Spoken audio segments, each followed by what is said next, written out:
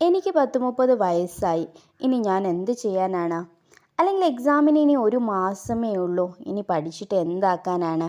ഇങ്ങനെ പലപ്പോഴും പല ചോദ്യങ്ങളും ചോദിച്ച് നമ്മുടെ മനസ്സ് തന്നെ നമ്മെ പല കാര്യങ്ങളിൽ നിന്നും പിന്തിരിപ്പിക്കാറുണ്ട്, അല്ലേ? ഒരിക്കലും നിങ്ങളുടെ പ്രായത്തെക്കുറിച്ചോ ദിവസങ്ങളെക്കുറിച്ചോ ആലോചിച്ച് ആവലാതിപ്പെടേണ്ട കാര്യമില്ല. മറിച്ച് നമ്മൾ ഇന്ന് എന്നുള്ളതിൽ കോൺസെൻട്രേറ്റ് ചെയ്യുക.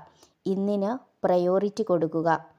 ഇന്ന് നമ്മൾ എന്താണോ ചെയ്യുന്നത് അതിൻ്റെ റിസൾട്ടാണ് നമുക്ക് നാളെ ലഭിക്കുന്നത്. സോ എനിക്ക് ഏജ് കുറേ ആയില്ലേ, ഇതുവരെ എന്നെക്കൊണ്ട് ഒന്നിനും സാധിച്ചിട്ടില്ല, ഇനി അങ്ങോട്ട് എന്ത് ചെയ്യാനാണ് എന്ന തോട്ട് നിങ്ങൾ നിർത്തുക. പകരം ഇന്നു മുതൽ എനിക്ക് എന്തെങ്കിലും ചെയ്യണം, എന്നാലേ നാളേക്ക് എനിക്ക് എന്തെങ്കിലുമൊക്കെ ആകാൻ സാധിക്കുകയുള്ളൂ എന്ന ചിന്ത നിങ്ങളിൽ ഉണ്ടാവണം. പിന്നെ പലരും പറയുന്നതാണ് നമ്മൾ അധികമൊന്നും പഠിച്ചിട്ടില്ല, സോ എങ്ങനെയാണ് നമുക്കൊരു വരുമാന മാർഗം ഉണ്ടാക്കാൻ സാധിക്കുക എന്നുള്ളത്. അതിനുത്തരം സിമ്പിളാണ്. കഴിവുകളുടെ കാര്യത്തിൽ മനുഷ്യരെല്ലാവരും വ്യത്യസ്തരാണ്. നമുക്ക് നമ്മുടെ കഴിവുകൾ കൊണ്ട് മാത്രമാണ് ഏൺ ചെയ്യാൻ പറ്റുകയുള്ളൂ.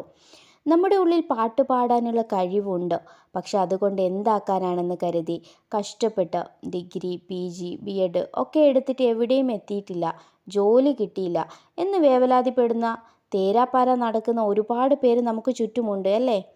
ശരിക്കും നമ്മുടെ വിദ്യാഭ്യാസ മേഖലയിൽ ഉൾപ്പെടുത്തേണ്ട കാര്യമാണ് കുട്ടികളിലെ കഴിവുകൾ കണ്ടെത്തി അതിനെ എൻഹാൻസ്മെൻറ്റ് ചെയ്യാനുള്ള കാര്യങ്ങൾ നൽകിക്കൊണ്ട് മക്കളെ ഹെൽപ്പ് ചെയ്യുക എന്നുള്ളത്.